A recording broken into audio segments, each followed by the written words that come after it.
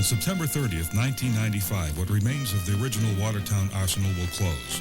The United States Army will end its nearly 200 years of tradition in Watertown, Massachusetts. At its height, the arsenal encompassed 130 acres and employed 10,000 people. Today, its buildings only hint at the major events which took place behind its walls. The Watertown Arsenal was well known for its notable contributions to America's defense. Perhaps lesser known were the arsenal's valuable contributions to our nation's industrial technology. Soon, the arsenal's remaining 37 acres will be returned to the people of Watertown. Private developers will shape its future while maintaining respect for its past. This historical documentary is dedicated to the thousands of men and women who worked at the Watertown Arsenal.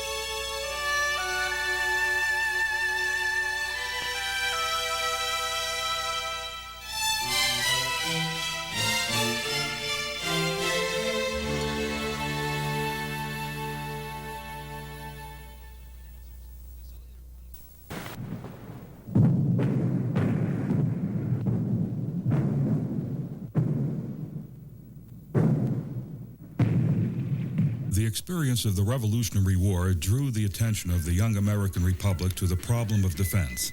After the Battle of Bunker Hill, General George Washington could count only 32 barrels of powder for the entire Continental Army. It was in 1776 General Henry Cox recommended to Congress that there be 1 or 2 capital laboratories erected at a distance from the seat of war, in which shall be prepared large quantities of ordnance stores of every species and denomination. The first of these laboratories was erected in Springfield, Massachusetts. Springfield's primary mission was the manufacture of cannon and muskets. In 1795, the first Springfield gunlock was filed by hand. On March 27, 1794, Congress passed the Naval Act, under which there were to be erected coastal fortifications and 4 arsenals for storing munitions. In 1800, President John Adams ordered that an arsenal be built in Charlestown, Massachusetts. Its purpose to supply ordnance to the New England states.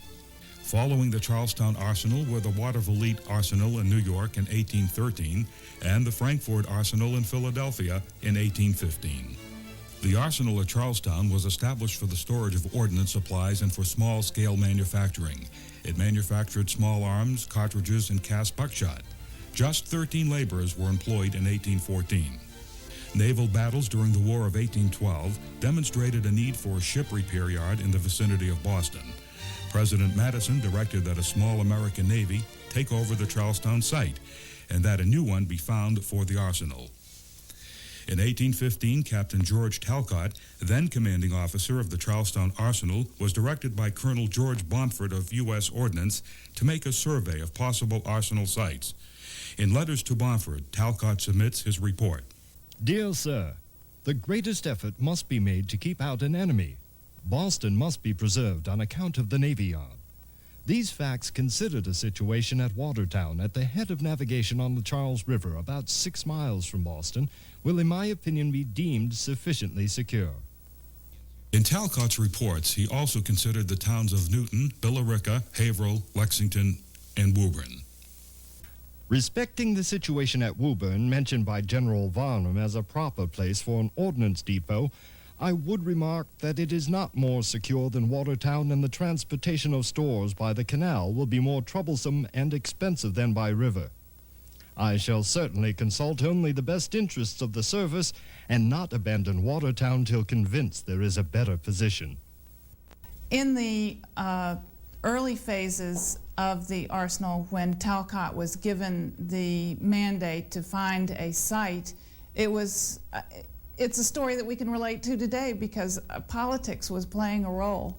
He was looking around at places in Maine and other places in Massachusetts for a site for this arsenal, and the documents show how some people might have had a financial interest in this, and they were promoting one particular site and others were promoting other sites. But in the end, Talcott selected this site. It was strategically located on the Charles River, and it was the appropriate location for the arsenal. The Watertown arsenal came into existence at this location because at the time it was the head of navigation in the Charles River. So if they made cannons here, they could be easily taken downstream to the Navy Yard then existing in Boston. 40 acres were immediately purchased by the United States, and the work of erecting the buildings begun. Captain Talcott was also in charge of supervising the early buildings in Watertown. Sir, in pursuance of instructions, I have the honor to transmit herewith a sketch of the ground plan of the ordnance establishment erecting at Watertown under my superintendence. Everything in a plain, neat, substantial manner as respects materials and workmanship. No useless ornaments are embraced in the plan. The north front of the military store has a plain rectangular free stone in the center, with the words U.S. Arsenal, 1816. The buildings of the original quadrangle of the Watertown Arsenal were designed by Army engineer Captain Alexander Paris. He had designed buildings at other military complexes, and so he was very well suited for this particular job. And as I said, the buildings were laid out in a quadrangle in a very functional way, but the buildings were one of the things I like to think about is today, when we look at some of the military or government buildings, they seem to be very impersonal, large complexes, not very much architectural detail, difficult for us to relate to them in any way. And yet these buildings are on a very human scale. They're made with quality workmanship, quality materials, warm materials. The brick, you know, I think is so much more inviting than those large concrete complexes. The arsenal's first building period was completed by 1820. Captain Talcott sums up his work at the arsenal.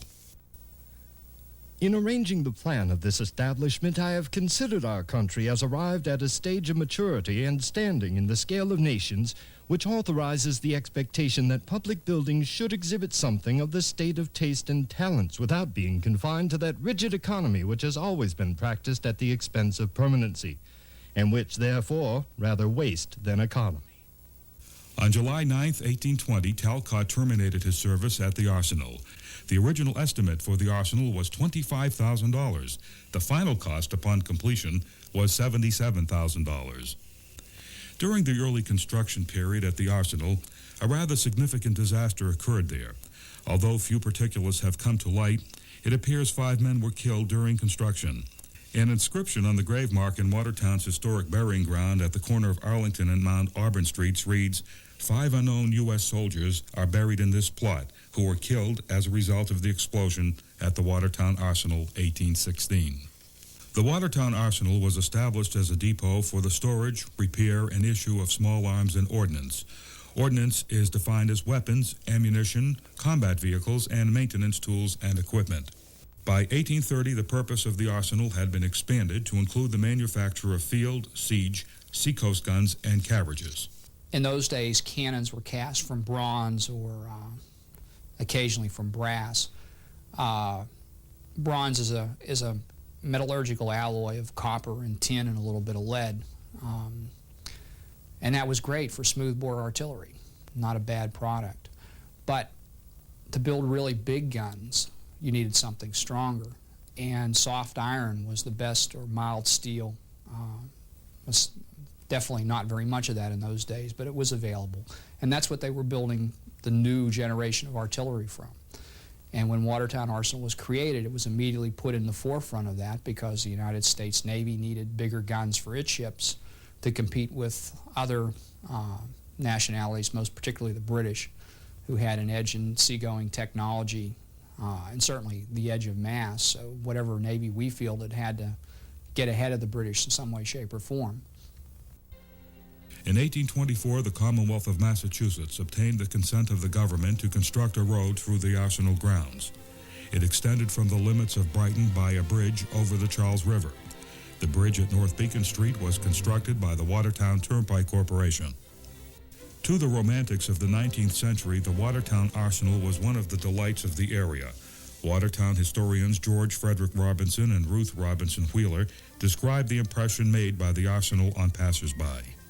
It was a great treat for Boston children in the 40s and 50s to drive out to Mount Auburn to see the new monuments, or to Cushing Gardens, which suggested all that was romantic in English novels, or to the Arsenal with its 6 whitewashed stone buildings and its sentry at the gate.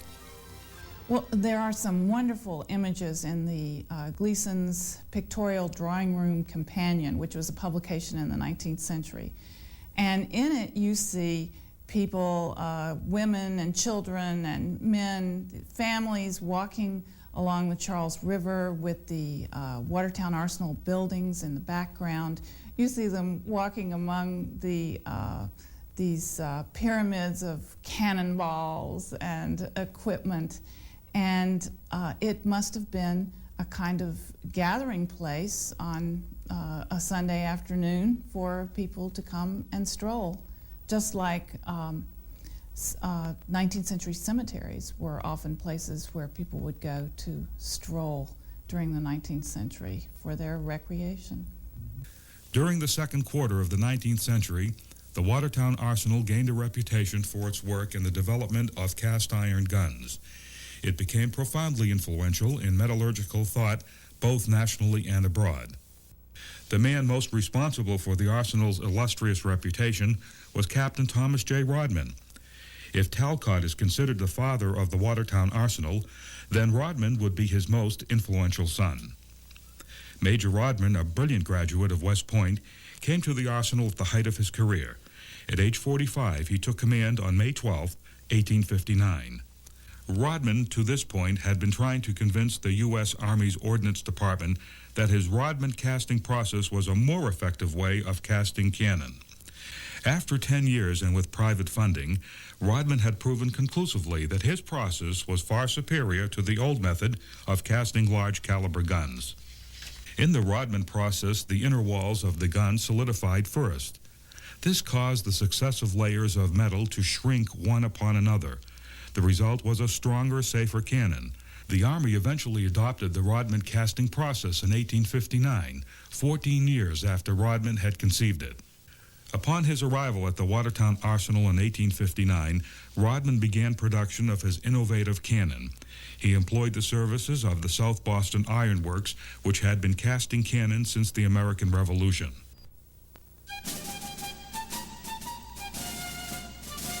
With the advent of the Civil War, the necessity of preparation was soon apparent. Based on the Arsenal's already well-organized program, Rodman was able quickly to mobilize the Watertown Arsenal toward the war effort. The Civil War greatly increased the amount of work at the Arsenal. Described as a veritable hive of industry during the war, the Arsenal embraced a large variety of ordnance: guns, gun carriages, limbers, caissons, accessories, and ammunition for field and seacoast artillery. A great deal of work was done by contract, especially in connection with castings. Miles Pratt & Company of Watertown manufactured ammunition and gun castings. An historian of the 1890s recounts Watertown's role during the war.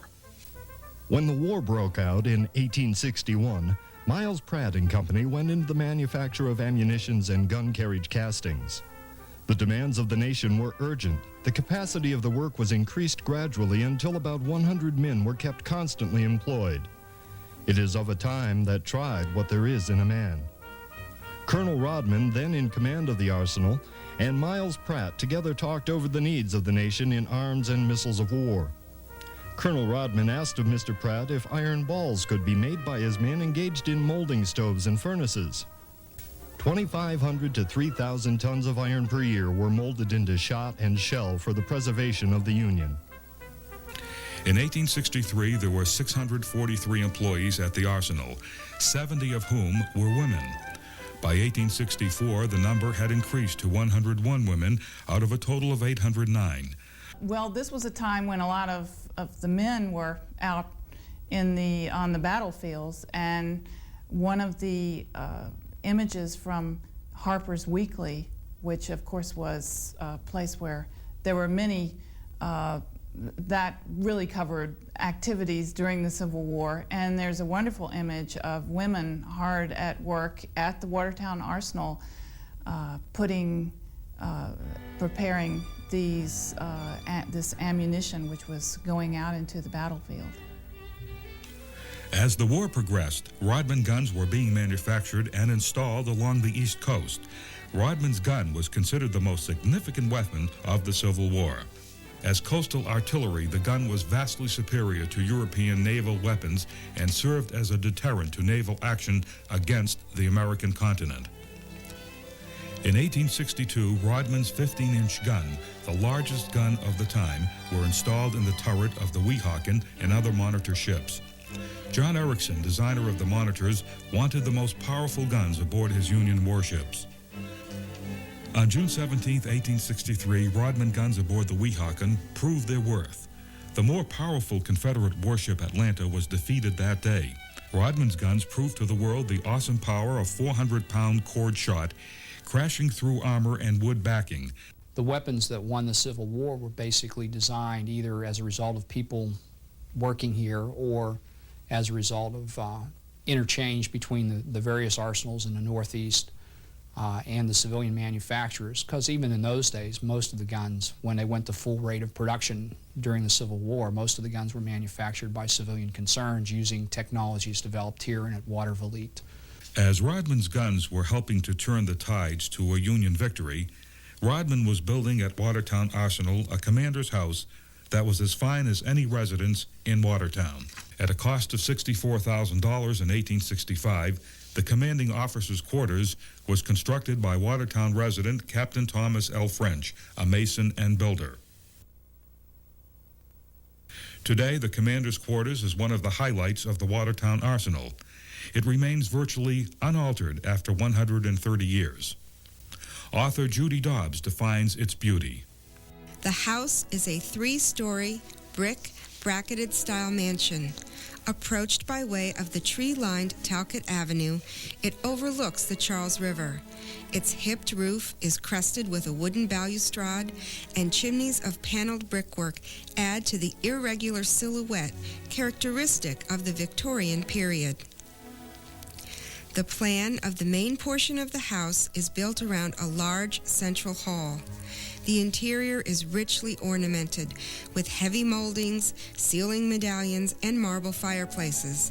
The abundant use of fine woods also enhances the decorative program.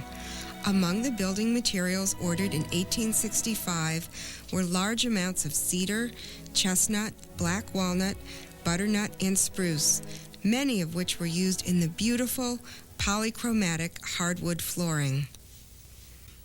Shortly after the war, Commander Thomas Rodman was brought before a congressional committee on the conduct of war. The controversy centered around the alleged disloyalty and mismanagement of the arsenal under Rodman's command. Rodman was accused of, I guess you might say, squandering the government's money on this ostentatious residence for himself. In the end, as I understand it, there was testimony from people from workmen and people who had built similar houses at other facilities, such as at Springfield, that the costs were not out of line. The exact outcome of the charges against Rodman is not known, although after the hearings were completed, Rodman left the Watertown Arsenal in July of 1865. Rodman went on to distinguish his career at the Rock Island Arsenal in Illinois. He supervised much of its building and is known as the father of Rock Island. Rodman was buried at the Rock Island National Cemetery on June 7, 1871. As the Civil War was winding down, the building campaign at the arsenal continued to progress. The gasworks and brass foundry was built in 1865. It was located on the Charles River, north of the North Beacon Street Bridge. Today, the stone wharf where the gasworks once stood is used as a parking area along the Charles River Road. In September 1867, the property of the arsenal was enlarged with the purchase of 44 acres from Willard Sears for $49,000. Sears owned a farmhouse on the property and was described as a radical reformer, a teetotaler, an abolitionist, and free soiler. A plan of Sears' property from 1851 shows an area called Hamilton Park. The land was to be divided into spacious lots overlooking the Charles River. It's not known why Sears abandoned his project, but it provided plenty of room for expansion of the arsenal. During the 1870s, steel began to emerge as a competitor of cast iron for gun construction. We didn't know a lot in the 1800s and early 1900s about how metals are made.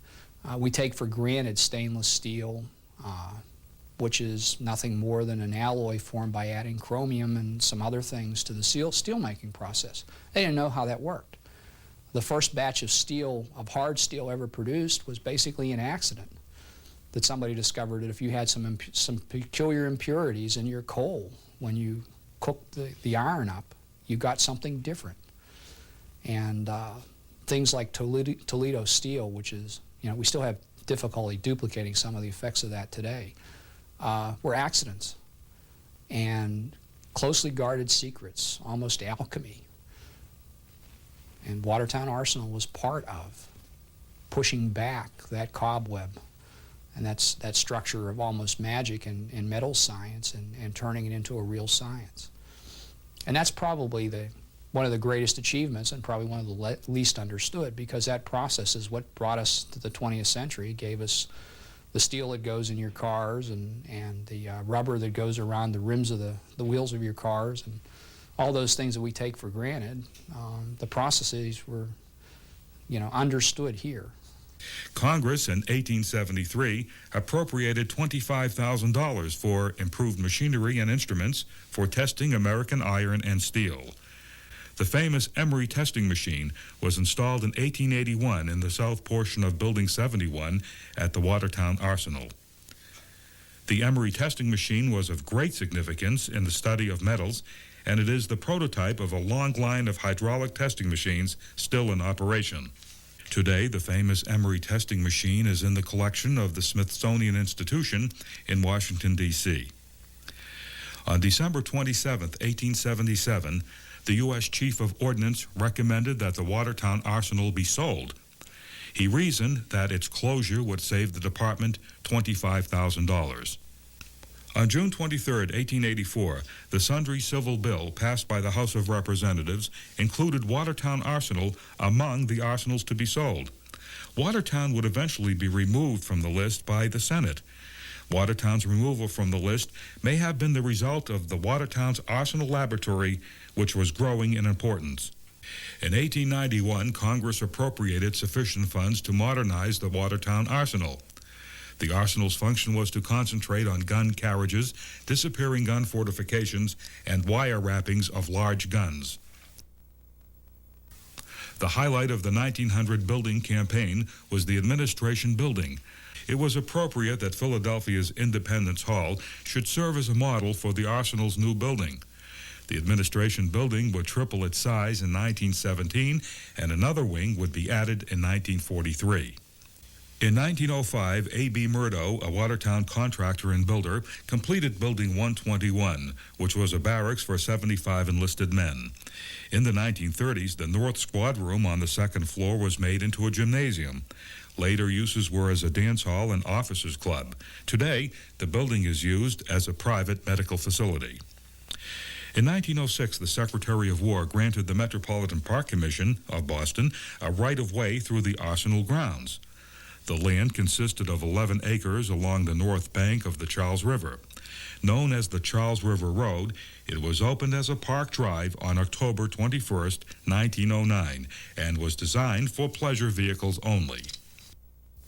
Having avoided a possible closure in 1877, the arsenal was again to face elimination in 1907. Boston attorney Joseph F. O'Connell wrote to the Secretary of War, William Taft. I believe that the day of usefulness of the U.S. arsenal located at Watertown, Massachusetts, has passed. I believe the arsenal should be located on the banks of the Neponset River. Navigation above the point known as the West Boston Bridge has been made impossible because of the construction of a drawless bridge which connects the city of Cambridge and Boston. For that reason, Watertown today must depend entirely on the railroad transportation. Commander of the arsenal at the time, Major Frank Hobbs, convinced the Department of War that transportation was not a problem at the arsenal. He stated that shipments up the Charles River had ended 11 years prior and that constructing a new arsenal was not worth the effort.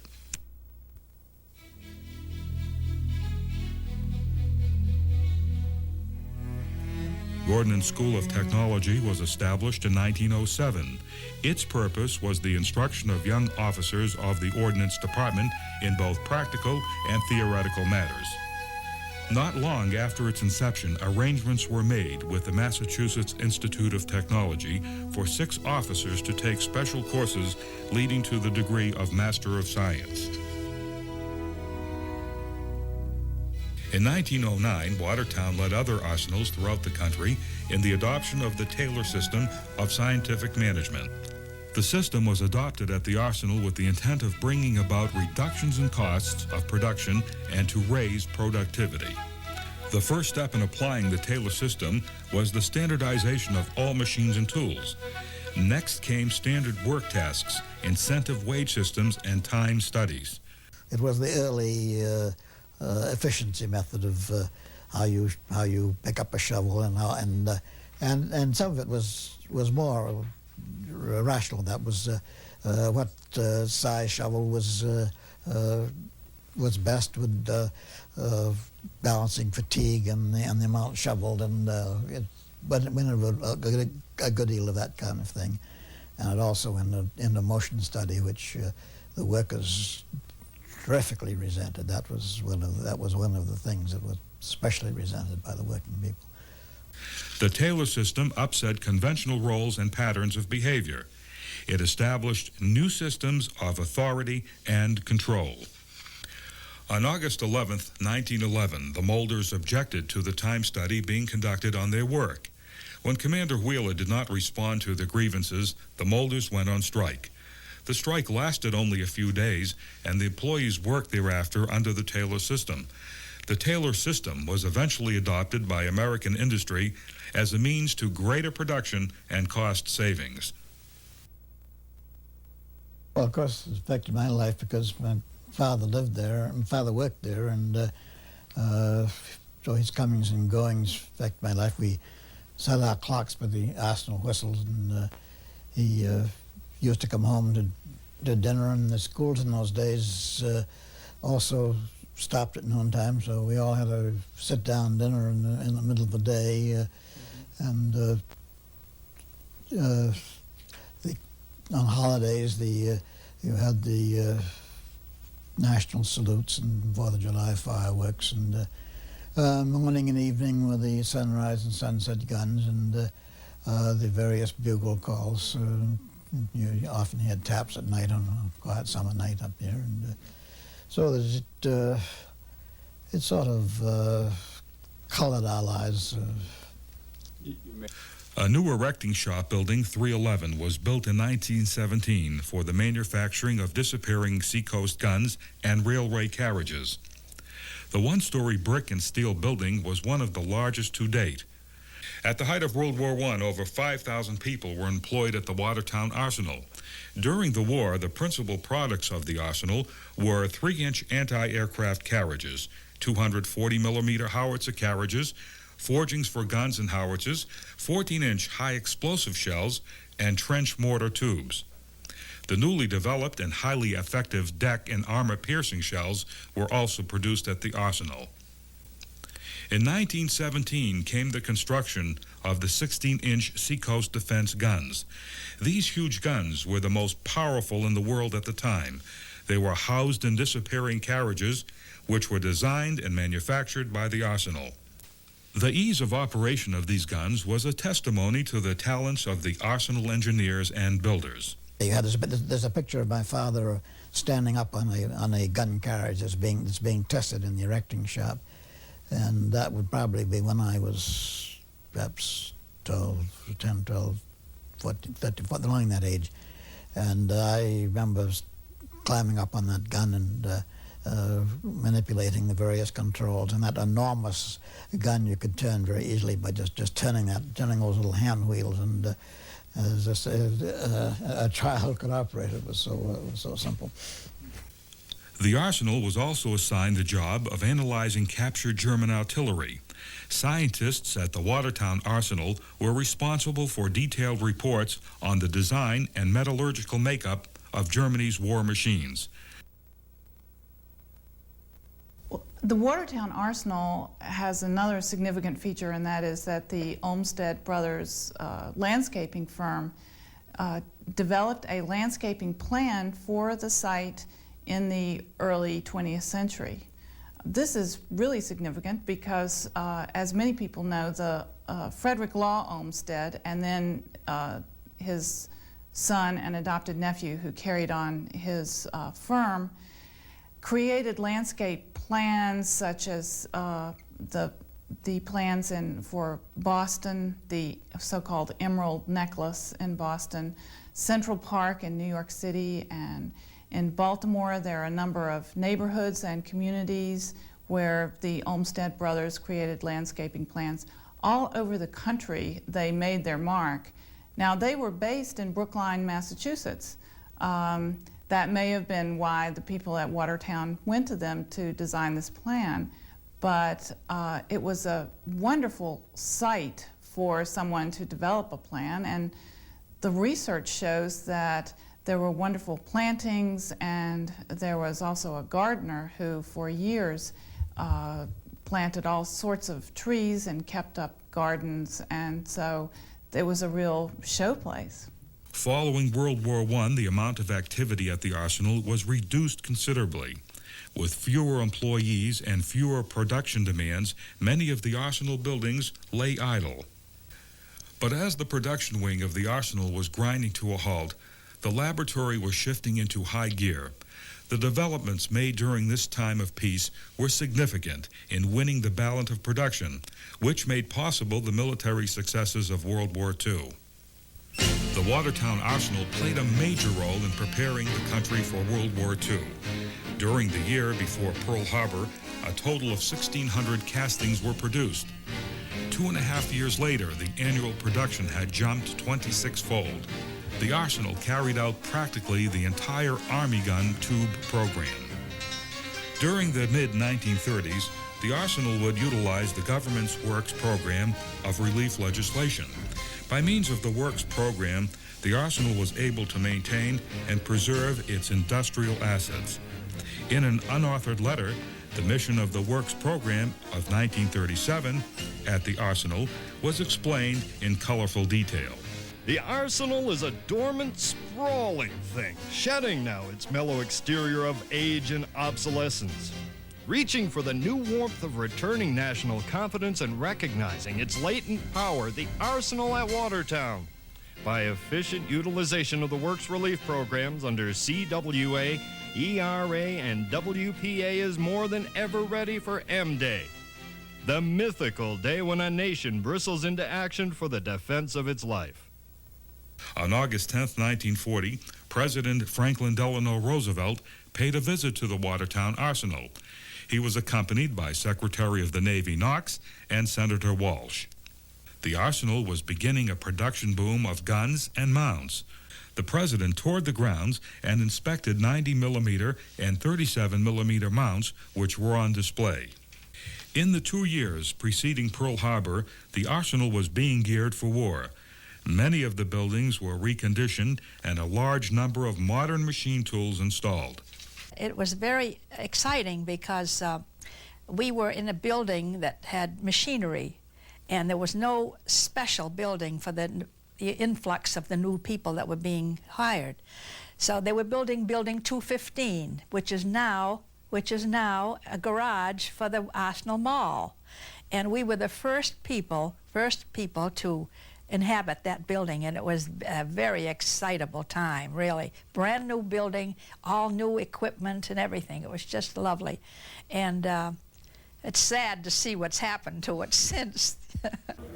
So the help, they kept hiring help, and there was a time that they couldn't get enough help because all the agencies in the state were looking for help because of the manufacturing that they were doing, you know. As a matter of fact, across the street was the Hood Rubber, which was a big enterprise. And they were running day and night. They had a lot of government contracts also. So plenty of employment at the time. As time progressed, why, then came the war, and then a lot of them were being drafted to go into service. That made it a little more difficult to get qualified help, you know. But they managed, and we did very well, you know. Just 3 weeks after Pearl Harbor on December 31st, 1941, the Army purchased 8 acres adjoining to the west side of the arsenal. This made it necessary to close the portion of School Street extending Arsenal Street to North Beacon Street. The 5-story Simmons Mattress Factory building housed on the property was modified into the nation's foremost metallurgical laboratory. The old Simmons Mattress Factory was given the building number 39. During the height of the war, Building 39 was secretly working on metallurgical problems for the Manhattan Project. The work done in Building 39 would eventually help in developing the metal housing for the first atomic bomb. The number of civilian employees grew steadily from 2,000 in 1940 to 4,000 in 1941 to nearly 10,000 in 1942. The total number of officers stationed at the arsenal increased from 23 in 1939 to 63 in 1942. As in the previous war years, women would play a major role in the arsenal. Women worked as crane operators, inspectors, tool keepers, piece markers, clerical workers, and riveters. Their importance to ordnance production would increase, as many of the men at the arsenal were called to join the fighting. The girl who worked in the melting area told me the story that normally they only made 2 heats of lots of work. They melted it down during the shift, but her group of women would put out 3 a day and somewhat raise the ire of the men who were only turning out 2. So it's a credit to the women of Watertown who worked during World War II in fully supporting the men who were on the firing line. And I have a lot of pride in their service from a personal aspect, knowing these women and how dedicated they were. The principal item produced during the first year of the war were gun carriages, gun tubes for 37mm M3 to 105mm howitzers. Also accessories and field service items for the Army. The commanding officer of the arsenal during World War II was Colonel John Mather. Colonel Mather had a long and distinguished Army career, and for the past 3.5 years had served as the arsenal's production manager. His work and leadership at Watertown during the war resulted in the arsenal's receiving national recognition for its achievements in ordnance production. On September 30th, 1942, the Watertown Arsenal received its highest honor when it was presented the Army-Navy E Award for excellence in production of war equipment. A 17-foot Army-Navy E pennant was raised on the flagpole as the 181st Infantry Band played Arms for the Love of America, a song written for the Ordnance Department by Irving Berlin. The government gave us a couple of awards for, I guess they call it the E Award for perfection or good work and so on and so forth.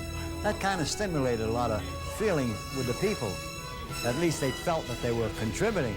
You know, like the man behind the gun business, you know. Among the many events during the World War period was the publication of an employee newspaper called Arsenal News. The first copy of the Arsenal News began on August 20th, 1942. The Arsenal newspaper was something that everybody looked forward to because it had a lot of information about the goings and ons of the departments, for one thing, and then, of course, they were the personals that people had gone to war and they were coming back, and people had things for sale. It was just like any other newspaper, but it was a family newspaper, and everybody looked forward to it, and everybody contributed toward it. Another U.S. soldier falls every 2.5 minutes. The greatest battle of history rages. Millions of our men and those of our allies... John Barry, electrician in Building 311, felt he was pretty lucky when he recently had both his boys home on furlough at the same time. Lillian Landry puts 33% of her pay in bonds, drives for the Red Cross, gives Let's blood go, frequently. Gang. A Watertown Arsenal dance sponsored by the Frolic Makers will be held Monday evening, February 21st at the Lobby Salon of the Hotel Bradford. 40 long toms back from front will arrive here soon. A needy case of some soldier or his family who lives in this area, have them get in touch with Captain Biggest Pretty. of big guns turned out one a month. This month, the Arsenal builds the last of 16-inch emplacement guns, after turning out an average of one a month of these biggest... Private Charles Gange, former ladleman in centrifugal casting, was killed December 4th in an airplane accident somewhere in the Southwest Pacific. Cheers go up as the announcement of 100,000 gun casting is made over radio by Bill Slater, public relations man from Washington, and well-known... And buy war bonds. The war bond drive was really rather comical when you think about it today. We had a pay reservation plan. They'd take $1.25 a week out of your pay, and it took something like 16 weeks to be able to purchase a bond for $18.75 that was, at maturity, it would be worth $25. But we did that. We went through the different shops and tried to write everybody up for that pay reservation plan. During the war, the Arsenal operated around the clock, 3 shifts a day, 7 days a week. Most workers had never seen a gun tube or a metal working shop before. Not long after their training, some 1,600 employees went into military service during 1942. They soon would be putting to use the materials they had helped create back at the Arsenal. On February 3, 1944, the Arsenal News made note of its most dedicated employees, 5 Iron Men of the Arsenal. Since Pearl Harbor, every one of these men had been on the job every working day. Men like Thomas Bly, Giuseppe Rizzo, and Leo Stewart were the backbone of the Watertown Arsenal's dedicated workforce. For many of the World War II Arsenal workers, their memories of the Arsenal have lasted a lifetime. Everyone worked very hard, and there's a resentment when people say, oh, you work for the federal government. You didn't do anything. You know, you had a soft job, but it was hard work, and I think everybody had that pride. It's unbelievable, the pride that we're making something for the war effort. Those were the days, because we were all young. You know, we were the young kids. We were the ones that were party-minded. We were having parties all the time, and best years of our lives. Of course. Immediately following VJ Day, August 15th, 1945, the Arsenal's operation would be drastically reduced. The mass production of gun tube castings completely ceased. 450 square feet of building area was placed in standby status. Civilian employment dropped from its peak of 10,000 in November 1942 to a low of 789 in June of 1947. After the war, in addition to storing military arms, machines, and ammunition, the Arsenal also had to deal with disposing of excess equipment and raw materials no longer needed for peacetime production. The Arsenal redistributed many materials to other federal agencies and made donations to local schools. When General MacArthur came to visit Watertown Arsenal, and there were a group of us that worked together on a plaque that we presented to him. And that was quite an exciting thing. He came that day and on the podium, and he spoke to all of us, and as though he knew all of us. And it was really a wonderful, wonderful experience, which I will never forget. After nearly 8 years of research and design at the Watertown Arsenal, the Sky Sweeper, a radar-controlled anti-aircraft gun, was introduced to the armed forces. The other weapon that was developed here was the 75mm Sky Sweeper anti-aircraft gun. And I did have some experience myself with that one. It was a very deadly weapon, but unfortunately it was developed during the days of tube electronics and had a tendency to shake itself out of alignment very quickly.